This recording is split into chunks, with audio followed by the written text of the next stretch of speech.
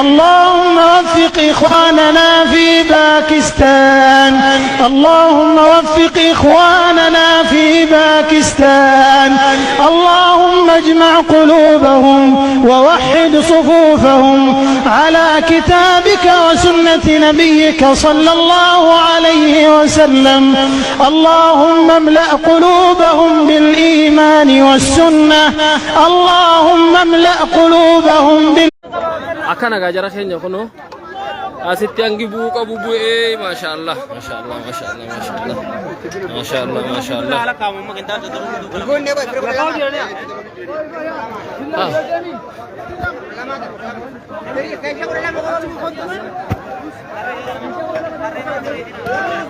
فيرو جيراني سيرت جاه كيف جاتا إيه أكان أنا نور رايقة